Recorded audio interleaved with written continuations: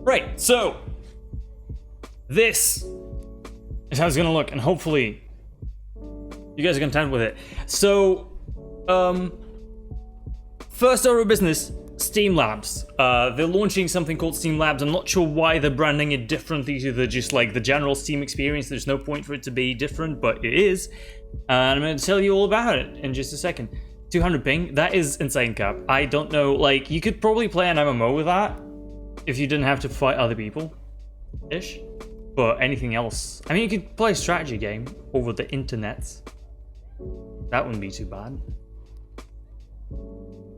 So, Steam Labs, right, is a thing. They're adding a bunch of interesting AI-generated content to Steam, which is supposed to captivate you and supposed to like give you an overview of what's coming up. So they're trying to structurize all this content that they've got, right? Because obviously finding new games and finding interesting shit on Steam, I wouldn't say it's painful, right? They've been making all these moves, all these new things available for people to sit through games more easily and like personalize their experience so that only games that they like maybe probably show up. But it's still not nearly as great as it could be. It is definitely better than Twitch's fucking discovery system, but you know, it leaves something to be desired. So this is basically their solution, or at least their experiment. That's why they're calling it Steam Labs. I'm imagining is because they don't want this to be like a main feature of the client. They don't want to just push a bunch of shit onto people and then find out if they like it or not. They're specifically trying to make this an experiment just to see if people like it, right? And so the first thing that they're offering is a micro trailer thing, which I'm imagining this is the only one that I haven't clicked before starting this. Right, so popular new games. You click that and right, and it shows you basically a page with micro trailers.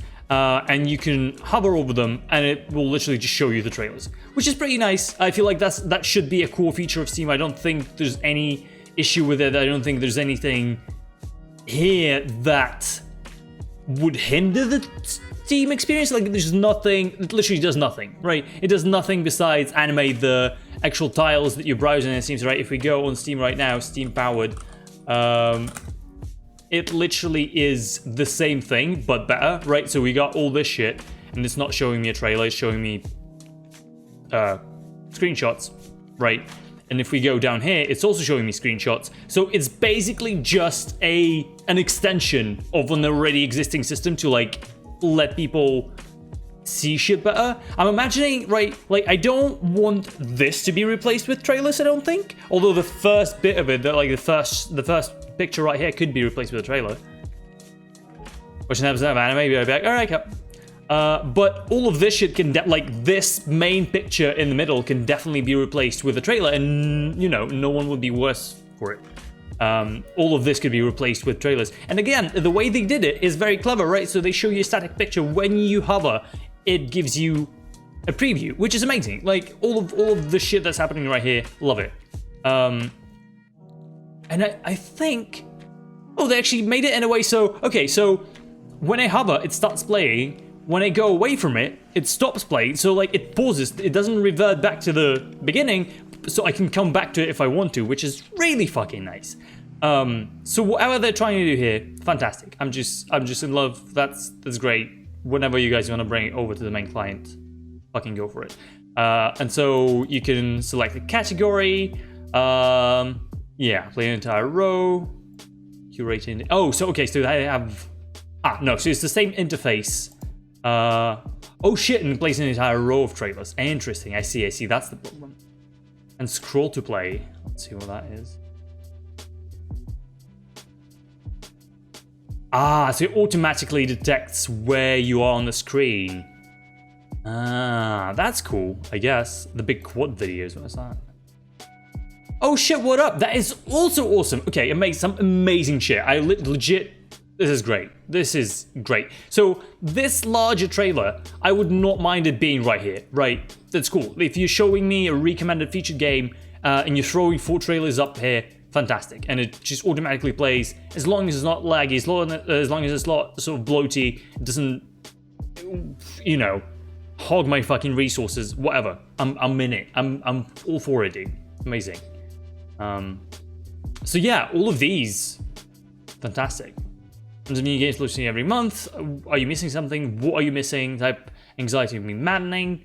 Or if you could absorb a couple of dozen RPGs or 100 like starting a lunch break. Yeah, that's great. You don't need to click anything. It's all right on your fingertips. You just hover. It works. It's seamless. It doesn't load anything. No buffering. I'm for it.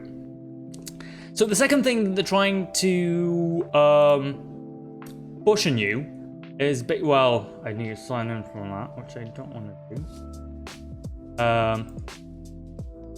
Yeah, but it's, I mean, it basically all is in here anyway, so you can sort of see what they're going for, right? I don't think there's any, like, purpose in me logging in. I don't think there's any difference in seeing the picture or, like, experiencing it firsthand, because it literally is an interactive recommender. So right now, what's happening, right, if you, for example, are logged in, right, you see all these curators that you sort of following, you see all these games that it's recommending you. What you can do if you want to discover more games, right, instead of, so what I'll do right now, I'd go to popular upcoming, top selling, whatever, just see what's popular, what people are buying, etc, etc. Instead of doing that, and instead of selecting a tag, what I could do, literally select any tag, any you know, section, whatever, and then go, I want a popular game, I want a niche game, I want an older game, I want a newer game, and it's nice that it gives you a little sort of perspective, so you can 6 months, 3 months, whatever. Which is nice, because sometimes you'll miss something and you'll want to go back. And you're like, oh, I haven't played video games for 3 months. What have I missed in 3 months? Yeah, that kind of stuff. So that's nice. And this automatic show is the last one that I wanted to show you guys, and it's kind of interesting. It is, for some reason, very, very long.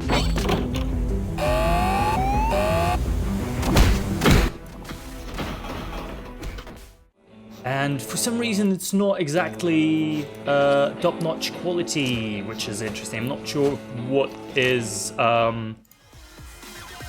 what sort of the algorithm here is for determining which quality you want to play, or it's either maybe it's 360p just for the purpose of the experiment, but then like when it's implemented, it's going to show you the real thing. This is pretty cool, though. I don't know how much better it would be when compared to something like hover trailers, but this is much less. Needs much less effort, right? You put it on, plays in the background, you fucking eat some food, shows you trailers, you just kind of pick and choose what you want to play.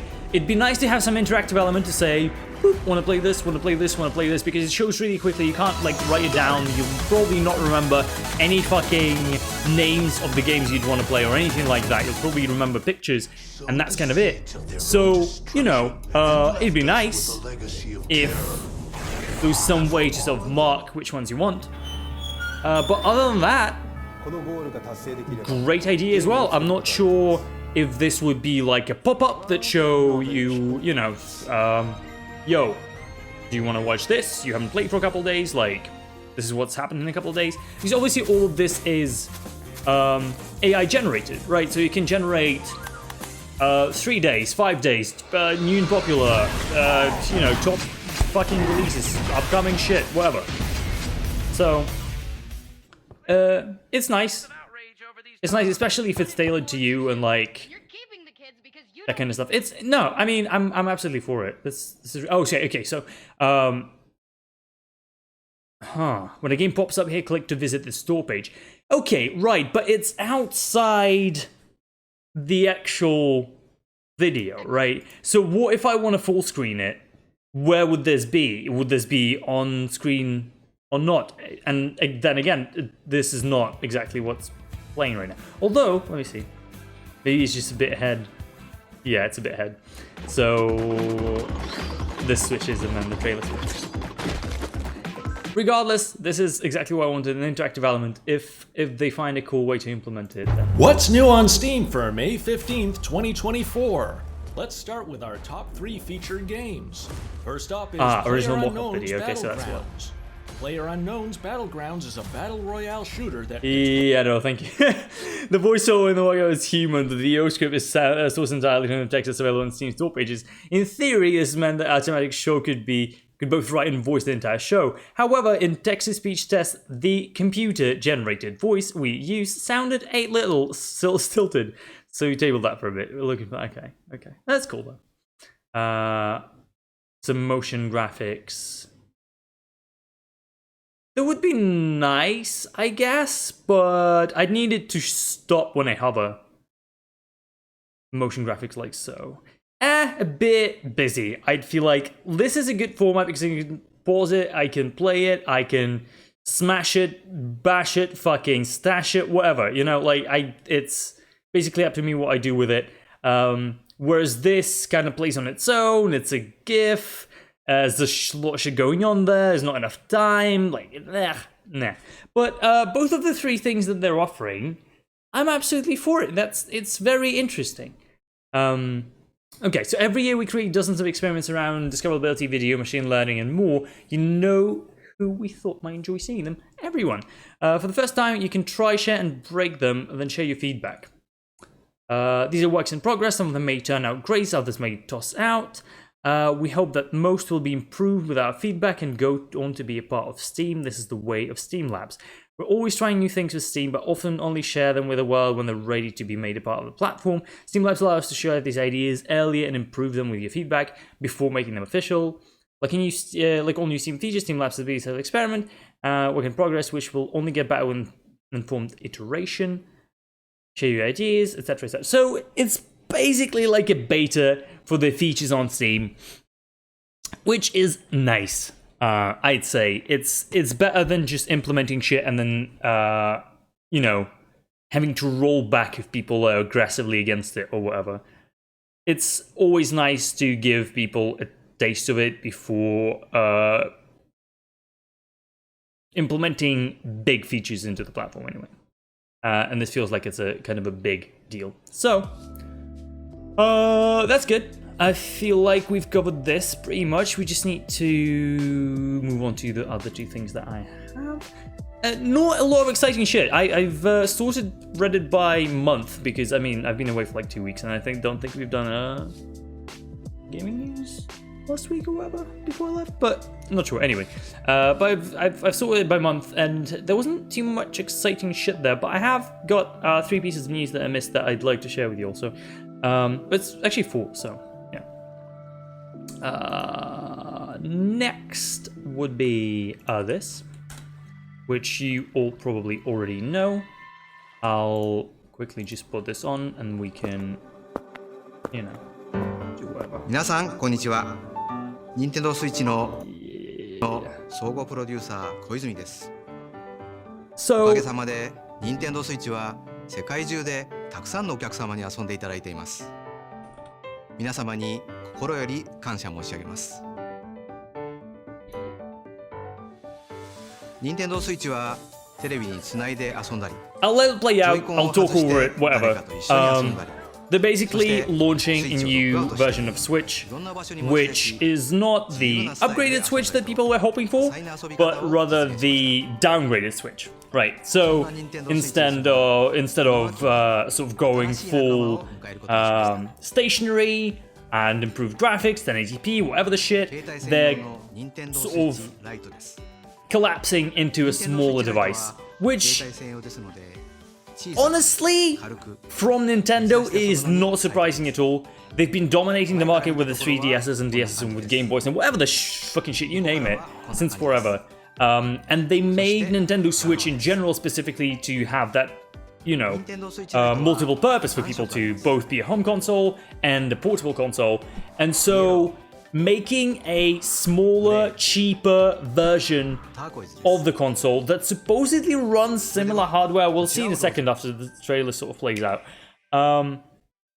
only makes sense because Switch runs at 720 as far as I know anyway. It's not a very powerful machine, right? So having a smaller version of it makes a lot of sense to me, and especially since people are used to the platform already, they know that that's the biggest thing, right? They released the Switch, and they've accumulated a huge library of games, be it indie games that come to PC first, or like Nintendo titles, exclusives, whatever the shit, console exclusives. They accumulated all of that, and then they released a smaller platform, right? They're not releasing something like DS, which was exclusively made for the sort of games that are only made for DS, right? There was never any crossover between, oh, shit, we made this cool indie game, let's port it to DS. That was never a thing. But since Switch is so much easier to port to, as far as I'm aware, and since it already has that huge library of games, what is happening is that this smaller device suddenly is much more compelling, right? Instead of just getting something like a 3DS where you like pet your dog and fucking play tactics games, you can play all the stuff you could play on a normal Switch, but it's just more like, wait, that's a no-brainer, right? Especially if you don't want to spend a bunch of money on a console and you don't plan on playing at home, why not get this, right? If your main purpose is portable anyway, why not get this? And then they'll probably release an updated Switch, which is again going to be multiple purpose, but it's probably not going to have as big of a battery. It's probably not going to be as good for portable, so they're like distinguishing the two audiences while still having that Switch portability, right? While still having that, oh shit, we have this main console. It's not that you can't use it as portable, but if you only want to use portable, why would you need this, right? So that's the whole cool thing about it, and it's cheaper and it's good, it's cool. So I'm for it. I'm all for it. Oh, I'm sorry, it's not light, it's いかがで light. したか。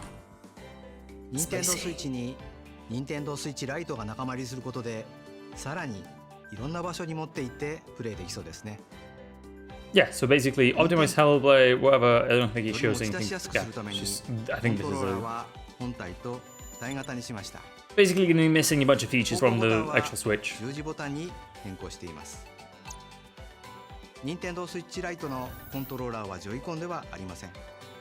ですので、モーション IR カメラや Yeah, HD 信号 so はついていません。 no rumble, no cam, no like ジョイコンだけで infrared 操作する camera, ゲーム whatever ソ the フト like stuff that 例えば no one cared about, so you ワン can't ツー really スイ want ッ to チをプレイ switch. するに Oh は no. 別途ジョイコンが必要に。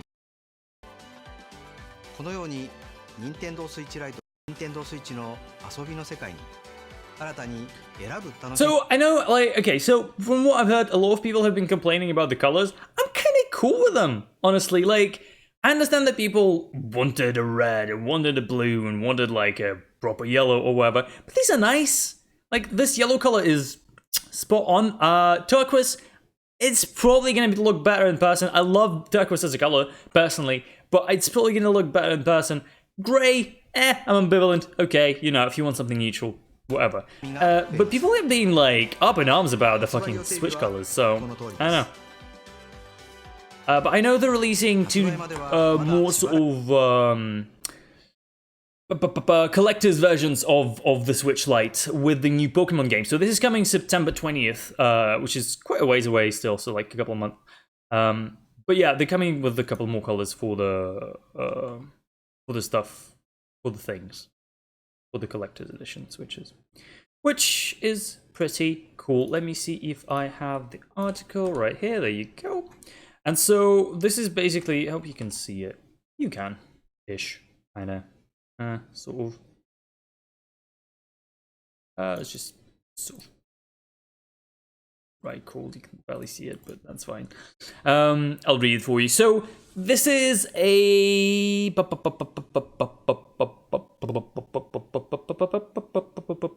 So I'm trying to understand the. Okay, so 6.2 touch screen. This is 5.5. So it's not much smaller. It's not a much smaller screen. It is smaller, but it's not much smaller. Battery life on the actual Switch is 2.5 hours to 6.5 hours, and this is 3 to 7. So it's a slight upgrade, half an hour upgrade, but I guess, you know. What it says, the blah, blah, blah, blah, games you play, for instance, the battery will last approximately 3 hours of Legend of Zelda, and this will last 4 hours of Legend of Zelda. So, a bit better, I guess. Not by much. I mean, 25% is quite a lot, though, if you think about it. Compatible games, all Nintendo Switch games. Okay, so Right, I don't know what this means specifically, but I'm imagining it's nothing drastic, right?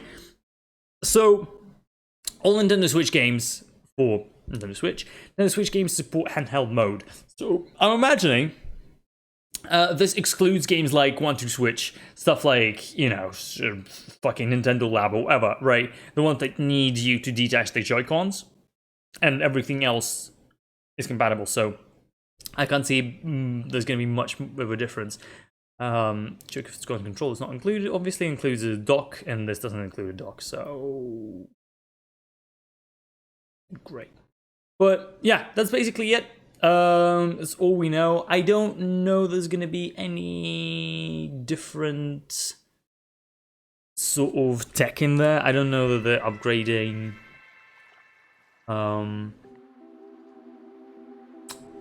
the CPU, GPU, or whatever. Not his GPU in that thing, but whatever. Anywho, I don't think they're upgrading the insides.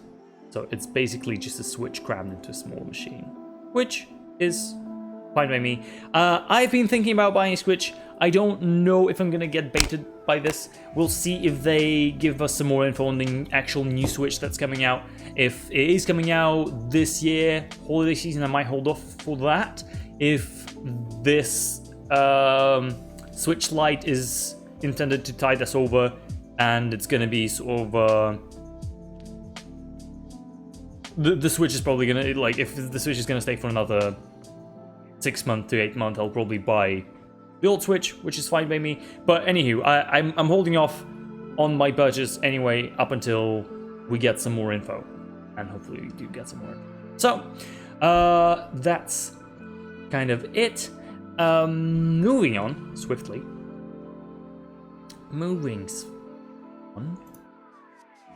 Let's go to something more upbeat, even more upbeat, I guess. Which is going to be a quick piece of news. It's nothing huge, but it is pretty wholesome. Zachtronic rents.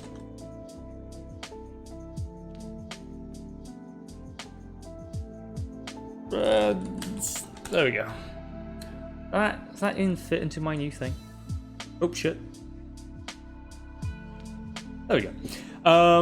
So Zachtronics, they're a bunch of pals. They're amazing. They make very, very cool puzzle games. And so what they're doing right now is they're giving their games away to schools, which I think personally is an outstanding move. It is brilliant that they're doing this, because Zachtronic Games, at least to me, a person who is not very big into programming, feels like a very, very solid introduction to programming while still being sort of fun, right? So they're giving away Opus Magnum. I think it's all of their games that are going there, but I'm not sure. So Opus Magnum, which we played, Infinity Factory, which we played. I haven't played Exapunks, I have no idea what this is. It's actually pretty cool. Have not played this. And then there's Shenzhen IO, who everybody knows, and then TIS-100, which is a bit more difficult from what I know. So yeah, basically, effectively, all Zachtronic games are free for public school and school-like non-profit organizations. Before we get to specifics, one important note. Chances are, if you're an educator who has found this page, it's because someone said there are free games here. Free things are understandably compelling in the underfunded world of education. However, in this case, we want to be sure you understand that these games are probably not the kind of thing you can sit a student in front of without some amount of introduction and scaffolding from a real human being. This isn't to say you need to have beaten the games, most of our players don't, but you should at least understand how to play them yourself before introducing them to students. There are no demos for our game, so your options for evaluation are to either buy a game on Steam or another digital distribution platform and play it on your own computer, or to apply for a license guessing which games would be most appropriate and learning them afterward. Either way, feel free to ask us for many licenses as you need and as many games as you could use. Our aim is to provide as much value to our target institutions as possible. And our rules. On the installation of computers that are school property, private on not included, however the email discount. Homeschools are not included. Commercial versions of our games are regularly discounted on Steam, the digital distribution platforms, and provide better experiences for individual users on their own computers than the institutional versions of our games. If you already purchased the DRM-free version, still can always request a free institutional license before installing the computers. I'd like to take this opportunity to admit that although we think our games can successfully be used as educational experiences for children, we're not children ourselves and do not design games for children. All of our games with ratings have been T-rated by ESRB, include the occasional swear word and references to violence, sex, alcohol, and drugs, obviously, etc., etc., etc. Generally speaking, we have no interest in glamorizing and focusing on this content. It's just that we try to make games about life, and in life these topics come up. But yeah, this is fantastic. This is like a page with nothing but the descriptions of the games. Alright, so there you go, and rate them in terms of difficulty. So, Opus Magnum 2.4. 205, Infinite Factory 205, 35 Exapunks, Shenzhen IO, and fucking TIS 100. Very hard. And this is nice, right? They're doing something nice for a change. The video game industry can be more than just dicks, right? More than just a bunch of assholes, which is nice. It's very wholesome. And I hope a lot of schools benefit from this, because I legitimately think this could be a very good introduction for some kids to get into some of the more interesting stuff concerning programming, right? You don't need to force them into old, non-interesting, algorithm-based fucking exercises and software. You can give them a game that's been designed fairly recently by people who know exactly what they're doing, and in a game form, still teach them some of the base principles of algorithms, programming, shit like that. So, all the more power to them. I hope, I want to say I hope more gaming studios follow suit, but there aren't that many in the industry that do the same thing that Zachtronics do, which I think is fairly unique to this kind of predicament. So. That's very cool. And let me move to a sort of more downbeat.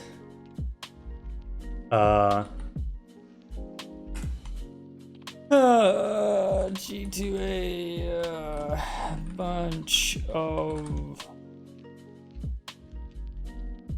G2A are mean people. So yeah, I mean, there's this whole thing with G2A and the fact that they're selling stolen keys, right? It's been around forever. People have addressed it a million times. G2A keeps denying it because they know it's true, but they don't want to go public with it. And everyone knows that G2A just is doing some shady business. They are still very profitable. They're still very popular, because people want to get things much cheaper, and that's reasonable. The problem is with their business practices, right? So, from what I'm understanding, there are multiple things that have gone wrong in the past few weeks. So one of them being this, which is G2A contacting a journalist and asking him to publish an article that they did not write, while also not disclosing it as an advertising piece, which is fucking insane to me, and also illegal. So let me just quickly try to go through it. My name is Adrian, and I represent a global digital marketplace called G2A.com. Our company is one of the biggest and most popular trading platforms in the world. It is a place where buyers and sellers of games and other digital and physical goods meet to make transactions. I am contacting you because I think our website matches our interests perfectly, and we would like to find out more about publishing and advertising opportunities that you can offer. At the moment, we're trying to improve our brand awareness and public image, especially among the indie and smaller game developers. Unfortunately, the majority of public does not understand either our business model or how we try to make sure our customers can safely purchase digital products. We want to make sure people understand we do everything we can to support gaming community, and we introduce every possible method to ensure every side is satisfied. We have written an unbiased article about how selling stolen keys on gaming marketplaces is pretty much impossible. And we want to publish it on your website without being marked as sponsored or marked as associated with G2A. It is a transparent and just review of the problem of stolen keys reselling. Below, I attached an excerpt of our article. If you want the full article, please let me know. What the fucked? The fucked? If you're interested in publishing the article, please provide me with your pricing details about your and your options for such content publication. What is this? What is this garbage? Why? Right? What the fuck? So they're saying we, G2A, wrote an unbiased article, already impossible, but okay, about how selling stolen keys is impossible. So not how G2A is not selling stolen keys, but how selling stolen keys is impossible. Not a thing. No one can do it.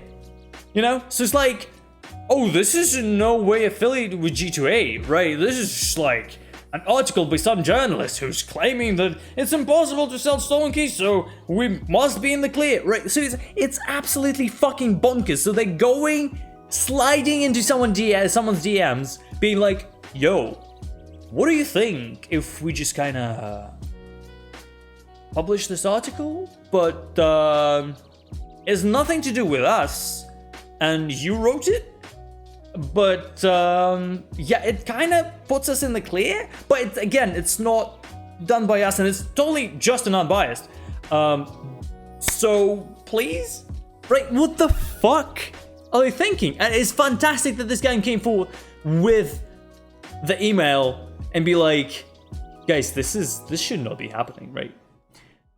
The coolest bit about this is this part where G2A replies to his tweet saying, oh, these emails were sent by our employee without authorization, for which we apologize to this guy and 9 other media outlets he sent this proposal to. He'll face strict consequences, as this is absolutely unacceptable. I'm imagining if this was not brought up, it would have been sent to many more than 9 outlets. And this specific guy has nothing to do, like, with it individually sending out these emails. He's not the one responsible, right? This is total bullshit, but it's nice how they're trying to cover it up. Very clever. So, whatever. It's just fucking dumb. I bought from G2A before, and I'm not proud that I did. I wouldn't say I'm not gonna do it again, simply because I live in a financial situation where sometimes paying full price for a game is way too much, and I'd rather buy it there. It would be fantastic if I could always buy full price games, but the reality is that myself and probably many more people who game cannot. And so it kind of falls up to us of whether we want to buy it through G2A or if we want to pirate it, both of which are kind of shitty to the developer, right? Which brings me to another news topic, which is the same, but like it's another tweet chain by a developer who made... Hey VPR, what's up? How you doing, buddy? Who made some games. I am actually not sure what this guy made, but let me quickly... Not sure that I know any of their games. Nope, do not. But okay, regardless, it's an indie studio, whatever, right? So what the dev is saying, in the latest episode of Fuck G2A, G2A has taken out sponsored ads on Google, which means that when you search for our games, you get G2A popping up above our links, and we make zero money on our games if people go through the ads, obviously. And when you try to turn these ads off, it doesn't work. Which, again, you know, like, I'm not sure if that's a browser problem or if it's a Google problem, if it's G2A specifically somehow making this happen, which is a big conspiracy, but whatever, right? Still shitty. What he says next is interesting though. Please, if you're going to buy a game through G2A, just pirate it instead. Genuinely, devs don't see a penny either way, so we'd much rather G2A didn't see money either. Apparently, G2A made a bunch of their sponsors' streamers read out statements this weekend explaining why they're not evil, thanks to these tweets. Hopefully not too many people believe the shite they spewed. I saw that G2A have been calling me a liar on Facebook, saying I've never even got in contact with them and I'm making shit up, so very tempted to just dump the entire email chain. And he's saying he's not going to do that because he doesn't want to expose the actual person who emailed him, but whatever, right? Which, okay, so this specific statement is very interesting to me. What he's saying is, devs don't see a penny either way, so we'd much rather G2A didn't see money either. I understand that people are very angry about G2A selling stolen keys, which is a very shitty thing to do. It's like, it's worse than pirating, obviously, right? Because you're not only getting a free game, you are selling the pirated copy of the game, basically. Which is highly fucking illegal and just shitty in general. It's a shitty practice. However, what he says here is not necessarily... I wouldn't necessarily 100% agree with this shit, right? Because what G2A is supposed to be, it's not, but what it's supposed to be is a marketplace for people to trade keys, right? To sell stuff that they get for free, one way or the other. So for example, I don't know, not even necessarily for free. Listen, so I could perfectly just buy something. There are myriad of platforms out there. So like GOG or whatever. Like GOG doesn't sell Steam keys, but there are platforms that do, right? I'm not thinking of them right now in my head, but there are platforms that sell Steam keys. So for example, I got this Steam key and I don't want it. I want to sell it back. I can't return it to Steam for one reason or the other because I haven't bought it through Steam. I can't refund it. That's it. Or someone gifted me a game that I don't want. And I want to sell it to someone else. Which is perfectly reasonable, right? Because either me, myself, or someone, my friend, paid money for this game, and I want to sell it to someone else because I don't want it. In that case, if, and only if, in that perfect world where shady business doesn't happen, I buy a game from G2A, is that still somehow immoral or illegal or whatever? I don't think so, right? The developers already got their money for the first purchase of the game. The fact that I'm reselling it doesn't rob them of anything. It doesn't decrease the value of the game. Like, nothing shady goes on there. So, in theory, if G2A were white and fluffy and not in any way illegal and shady, this statement specifically wouldn't just sit well with me. Like, I understand we're talking specifically in the context of this shitty digital distribution platform, but I don't want to agree with it wholly, right? You see what I'm saying? So, but yeah, these are basically the 4 topics that I wanted to cover today with our gaming news segment. Hopefully you guys kind of like this style a bit more than me just scrolling through Reddit. I feel like this is a bit more informational and sort of gives me a bit more room to talk about a topic without jumping to a different one. It gives you some concrete information instead of just being, oh shit, I just saw this, what do I think about this, right? I don't know that I'm gonna have time to prepare every time. In fact, I spent maybe half an hour researching this. I didn't like do too much research, so it's not very time consuming. Hopefully I'll just do it every time before our news segment. But I feel like this is a much better sort of format. And hopefully gonna be much more entertaining and much more exportable to YouTube. But anywho, what I'm gonna do now is I'm going to jump into Steam trailers, and we'll just watch a bunch of those, and we'll see what comes up. What is G2A? Oh, okay, Pod. I'll let me just show you.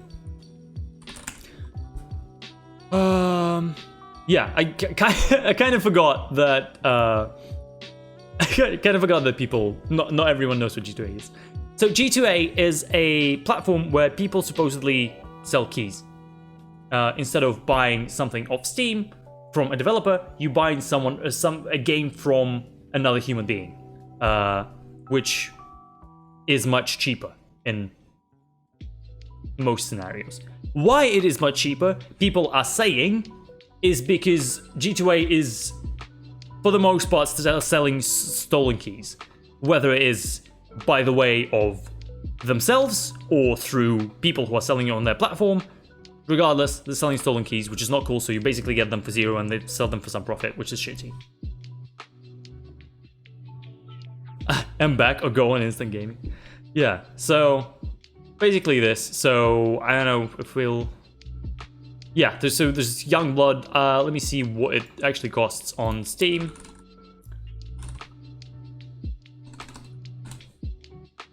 Here we go, Steam, Youngblood.